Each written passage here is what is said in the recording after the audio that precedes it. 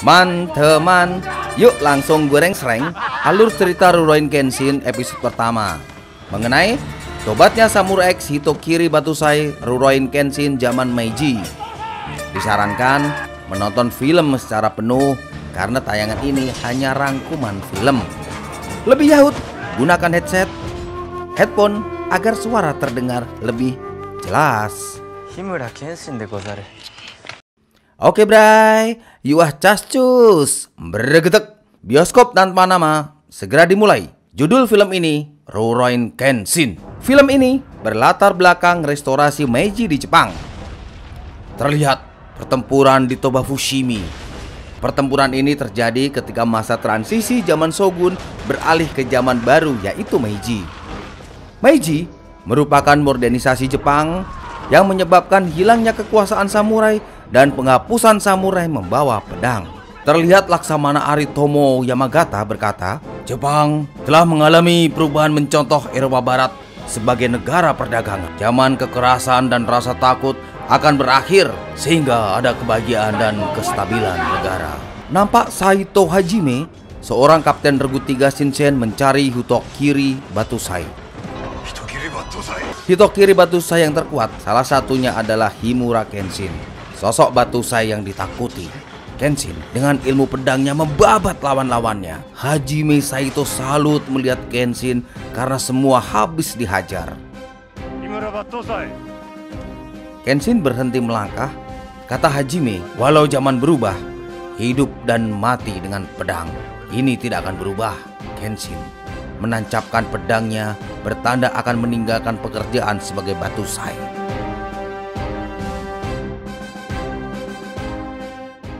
Sepuluh tahun kemudian terlihat Kenshin kembali dari pengembaraan hidupnya. Kenshin menikmati hidup di zaman baru. Bangunan megah ini dimiliki oleh seorang pedagang, sebut saja Kanryu. Dalam film ini, Kanryu sebagai simbol pemikiran modern bangsa barat mengenai perdagangan bebas. Bangsa feodal yang menggunakan segala cara agar dapat keuntungan. Megumi beserta 5 temannya menemui Kanryu. Kanryu menyingkirkan orang yang tidak berguna. Keempat teman Megumi disuruh keluar ruangan. Lalu, sah! Mereka disikap.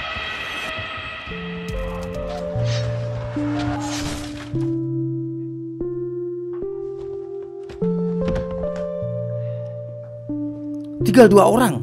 Kanryu mempertimbangkan mana yang menguntungkan. Kamu, dia, kamu, dia, kamu, dia. Nasib baik akhirnya ada di tangan Megumi.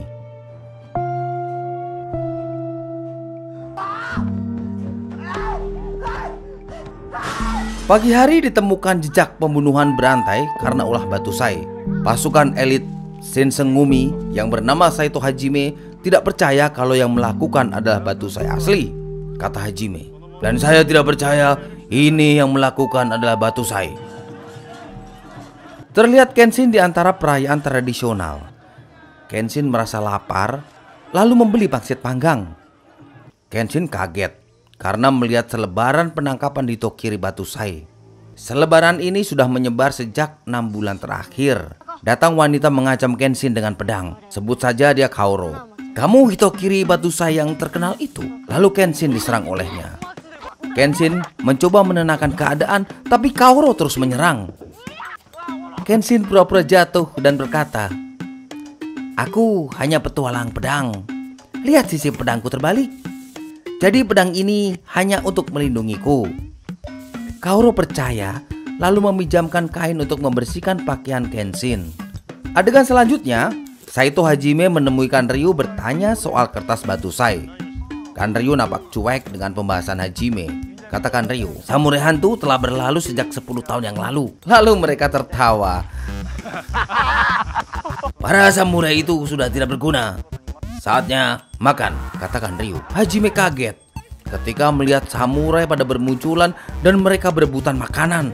Kata Kanryu, di zaman Meiji samurai hanya berkeliaran tanpa pekerjaan. Sekali lagi Hajime diledek oleh Kanryu. Apakah kamu sebagai samurai masih berguna? Dengan agak kesal, Hajime berlalu dari rumah Kanryu. Di dalam rumah, Kanryu kaget karena Megumi melarikan diri. Kalau Megumi menceritakan soal opium, kita akan terkena masalah. Hari itu juga, Megumi minta perlindungan di kantor polisi. Tapi pihak kepolisian menolaknya. Tidak lama kemudian, suasana menjadi kacau karena kedatangan Udojin, anak buah Kanryu. Lalu para polisi melawan Udojin. Megumi yang melihat kalau Udojin Batusai, anak buah Kanryu, dia langsung bersembunyi. Dengan mudahnya Udojin mengalahkan semua polisi. Megumi nampak panik lalu keluar melalui jendela. Di jalanan nampak Kaoru sedang mendekati kucing kecil. Lalu mendadak seorang polisi yang terluka melintas dan jatuh. Kaoru kaget. Tiba-tiba muncul orang bercaping membawa pedang. Kaoru curiga ini Batusai yang di selebaran kertas. Kaoru menyerangnya, tapi dengan mudah Batusai mengalahkannya. Batusai bilang, hanya pedang kayu. Ketika Batusai hendak membabat Kaoru, mendadak muncul Kenshin dengan kecepatannya dan melindungi Kaoru. Kenshin bilang, kamu jangan lupakan ini. Kenshin pun berkata, kamu yang menyebut dirimu Batusai. Udojin menjawab, bekas tanda silang itu. Udojin hendak nyerang, tapi mendadak ada rombongan polisi datang dan berteriak, tangkap Batusai itu. Kenshin dan Kaoru berlari hingga sampai rumah Kaoru.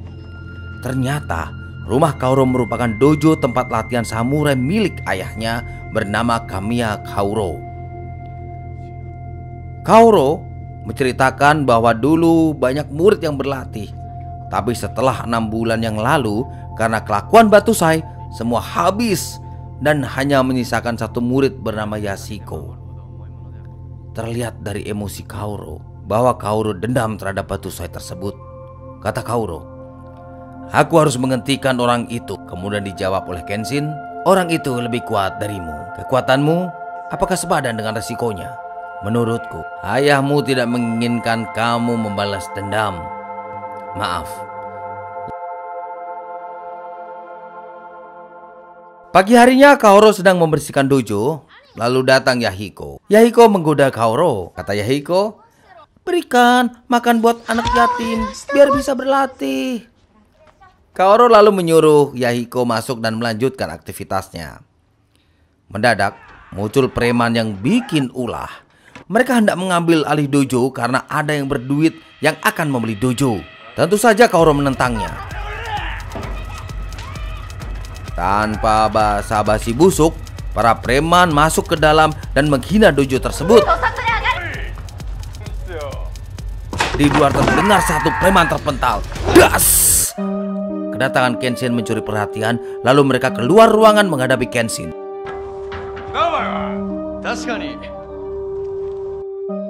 Kata Kaoru, turun. Dengan enteng Kenshin bilang, pedang hanya alat dan manusia yang membunuh. Tidak berselang lama, para preman menerjang Kenshin. Dengan ketangkasan tangan kosong Kenshin bisa melumpuhkan mereka.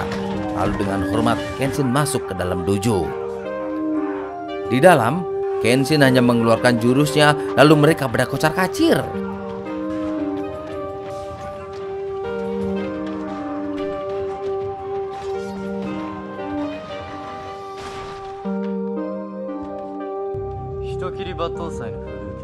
Kata Kenshin, gaya Hitokiri Batusai adalah Hiten Mitsurugi Ryu.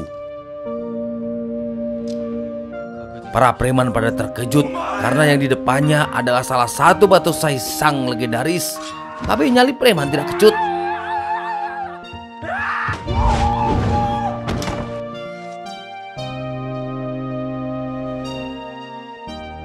Tidak lama, tetangga pada berdatangan, mungkin karena mendengar keributan. Bersamaan dengan itu, pihak kepolisian juga bermunculan. Lalu mereka menangkap para preman termasuk Kenshin.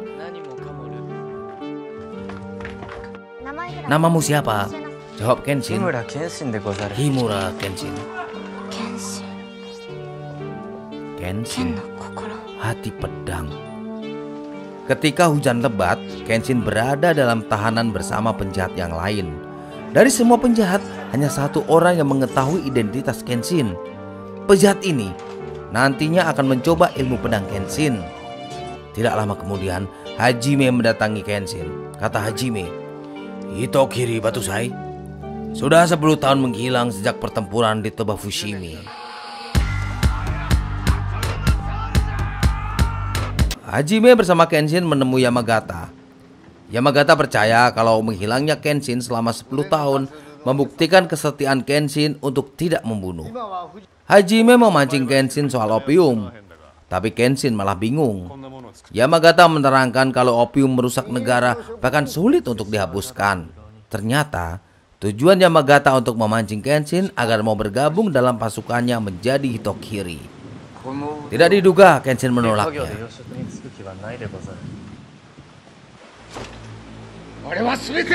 Lalu Hajime agak kesal dan mengajak duel Kenshin untuk membuktikan bahwa pedang yang terbalik apakah bisa melindungi diri. Awalnya Kenshin tidak terpancing, tapi hujan berkata lain. Pada akhirnya Hajime mendapat perlawanan dari Kenshin. Hajime mengingatkan pada masa lalu Kenshin.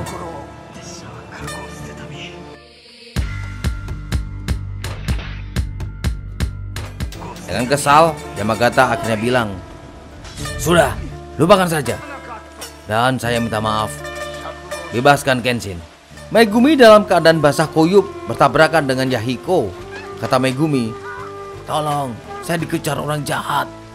Di luar gerbang kantor polisi, berdiri Kaoru menjemput Kenshin. Terjadilah adegan romantis di antara gerimis hujan. Kenshin mengira Kaoru akan menjauhinya ketika identitas Kenshin sudah terkuak. Kata Kaoru, "Bukankah kamu akan menghapus masa lalu yang buruk?"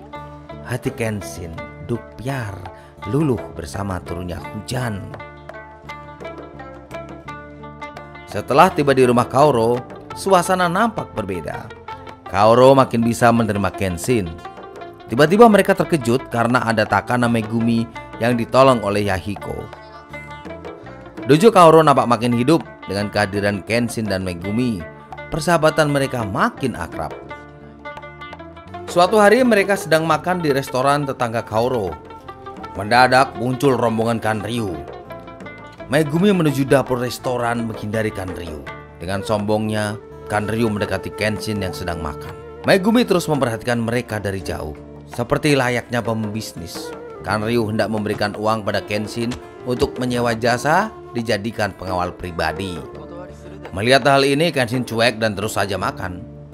Kanryu kesal dan dengan sombong berkata, "Dalam zaman Meiji, uang itu penting." Kanryu menghina Kenshin menjatuhkan uangnya. Dalam hati Kenshin berkata, "Sabar, ini cobaan." Puncak dongkolnya Kanryu menginjak mangkok Kenshin. Bersama itu datanglah Sanosuke dari penjara. Sanosuke dengan tujuan ingin menguji ilmu pedang Kenshin. Katanya, "Sagara Sanosuke seorang petarung. Aku menantang Hitokiri yang legendaris, Himura Batusai." Megumi kaget. Kenshin terus saja bersabar hingga akhirnya berkata, "Di sini bukan tempatnya." Sanosuke merasa senang dan tidak mau menyia-nyiakannya. Di luar restoran, nampak Kenshin dan Sanosuke bersiap hendak duel. Sanosuke berkata, "Ini pedang pembunuh kuda Janbato." Dengan tenangnya, Kenshin menghadapi Sanosuke yang berambisi mengalahkannya.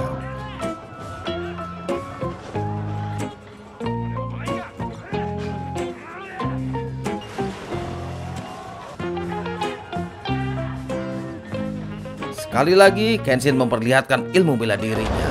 Sanosuke terlihat makin berambisi hingga semangatnya tidak tertahan. Beberapa kali Sanosuke menyerang tapi selalu gagal. Akhirnya berkata, "Lebih baik aku kembali ke penjara."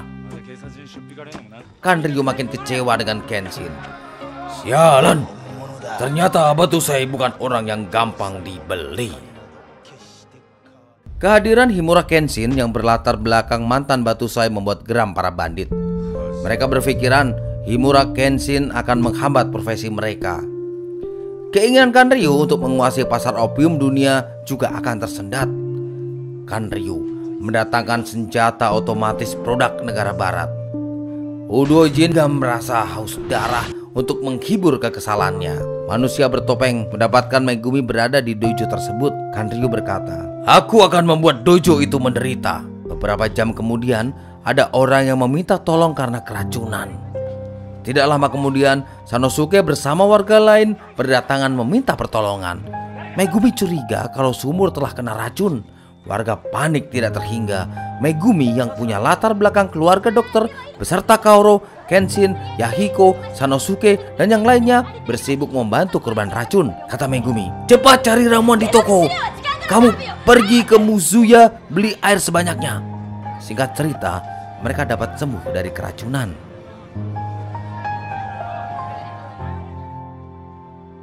Keesokan harinya, Megumi menskakmat Kenshin. "Kamu sang pembantai itu kan?" "Diar!" Kenshin kikuk tralala. Kenshin diam dan membisu. "Tangan itu sudah ngambil berapa nyawa? Bekas luka itu pasti ada kisahnya," kata Kenshin. "Bekas luka ini dan luka yang lain."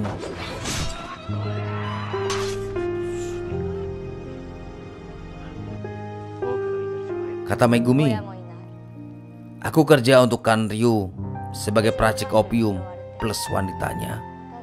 Aku terpaksa kerja gini karena sebatang kara. Di tempat Kanryu banyak yang sako opium dan mereka mati di depanku." Nampak Kenshin melamun dan terlintas bayangan masa lalunya. Bayangan yang seakan-akan mengajak Kenshin kembali pada Batu Sai.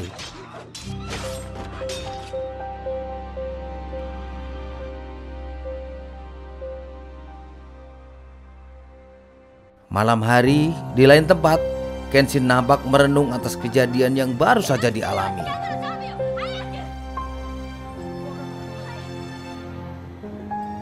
Kenshin nampak berpikir keras. Ketika Kenshin selesai melamun, terdengar suara Sanosuke. "Kanryu berada di rumah mewah dengan 250 penjaga dan mereka belum pernah bertarung sejak perubahan zaman. Aku akan ikut membantu."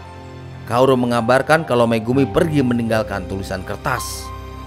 Megumi dengan langkah mantap masuk ke gerbang Kanryu untuk membalas dendamnya. Kenshin mau pergi, tapi Kaoru dan Yahiko hendak ikut serta membantu. "Ini bukan urusan kepala dojo Kamiya Shinryu. Yahiko, kamu melindungi dojo dengan Kaoru." Sanosuke nyeletuk, "Kalian siapkan makan pagi ya." Nampak mata Yahiko dengan Kenshin saling beradu. Wow, syahdu. Kembali pada Megumi yang sudah berada di ruangan Kanryu. Kanryu senang dan menduga bahwa Megumi akan balik kembali pulang. Tapi, seret, Megumi hendak membunuh Kanryu. Kata Megumi, "Tidak lama lagi kita akan mati bersama. Aku akan menebus dosaku." Tapi Megumi bukan ahli tarung, makanya mudah dilumpuhkan. Dengan enaknya Kanryu memainkan tangannya. Pak, pak, pak, pak, pak, pak, pak, pak. Scene selanjutnya, pertempuran Kenshin dengan Sanosuke melawan anak buah samurai Kanryu. Dengan senjatanya, mereka menerobos masuk. Suara teriakan dan adu pedang menghiasi pertempuran mereka. 2 orang melawan 250 samurai.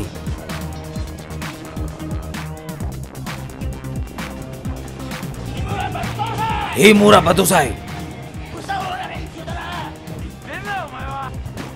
kalian para samurai dibayar untuk melawan musuhku. Apakah uang kalian kurang?" Ryu menyebar uangnya agar mereka makin bersemangat melawan Kenshin serta Sanosuke.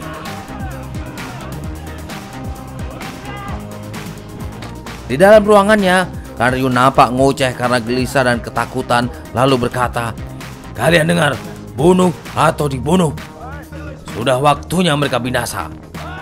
Di luar makin banyak para samurai dilumpuhkan. Mereka tidak dibunuh, tapi hanya dilumpuhkan. Das!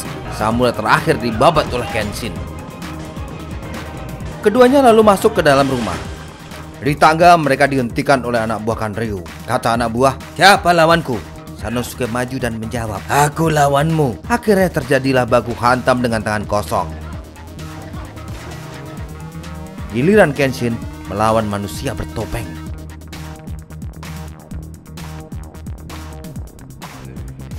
Sanosuke nampaknya mendapat lawan yang seimbang. Mereka saling gebuk dengan tangan. Kenshin agak kewalahan karena musuhnya menggunakan senjata pistol.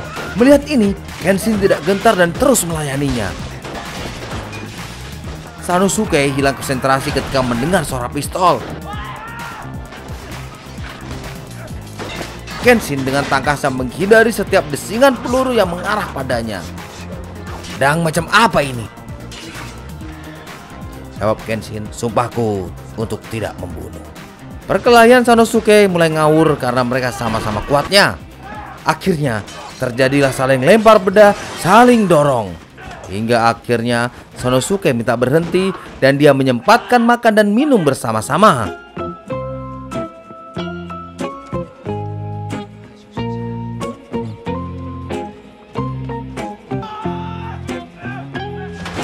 Di lain sisi perkelahian Kenshin makin nampak seru. Mereka saling menebaskan senjatanya.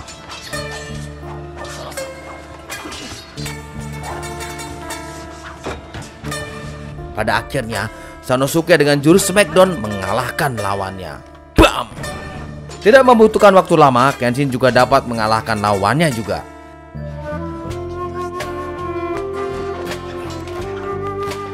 Akhir perkelahian mereka, Kenshin membuat lumpuh persendian musuhnya.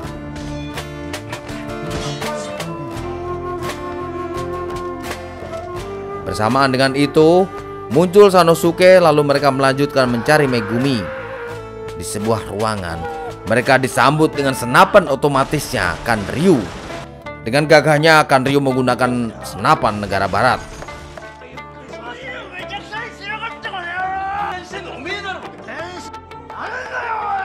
Tidak disangka datanglah Hajime Saito yang akan membantunya.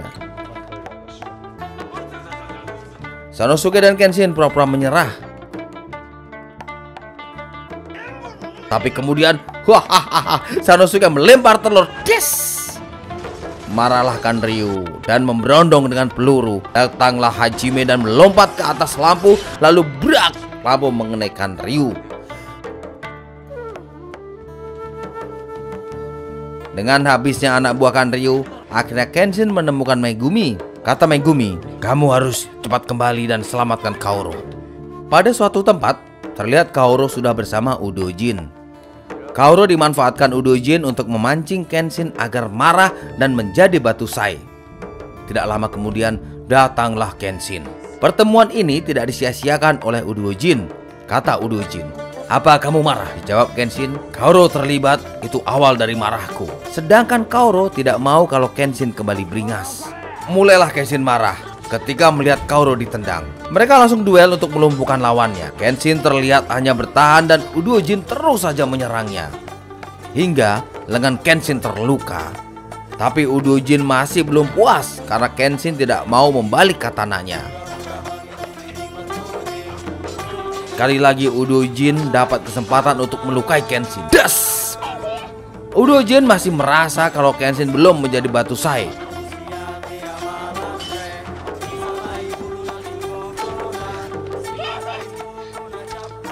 Udojin geram lalu melukai Kaoru dengan ilmu sihirnya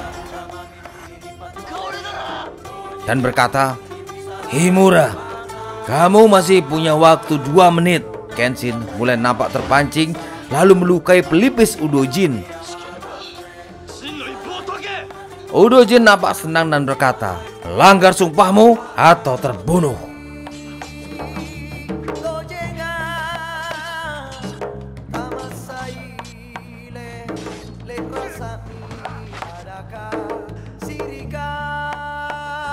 Dengan beberapa luka, Kenshin masih tidak mau melanggar sumpahnya. Tapi kata Kenshin, "Mau dibunuh? Datanglah."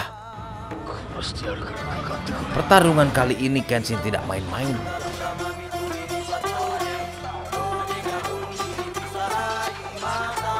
Inilah Hitan Mitsurugi Ryu. Ces!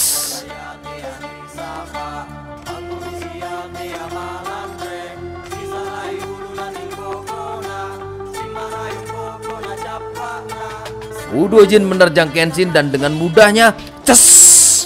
Udojin dapat dilumpuhkan. Persendian Udojin menjadi tidak berfungsi. Kenshin memutar sisi pedang lalu berkata, "Sekali lagi, aku akan menjadi Hitokiri." Tapi Kaoru berteriak, "Hentikan Kenshin, jangan kembali menjadi Hitokiri." Beruntunglah tidak jadi ces.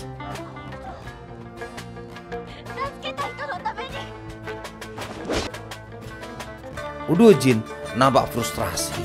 Lalu dia ces sendiri badannya dengan pedangnya. Teman-teman, dengan berakhirnya Udojin bunuh diri dan Kanryu tertangkap, maka berakhir pula film ini. Kenshin masih bisa memegang sumpahnya untuk tidak menjadi batu sai. Teman-teman, jika ada salah kata kami minta maaf. Semoga dapat menghibur. Salam bioskop tanpa nama.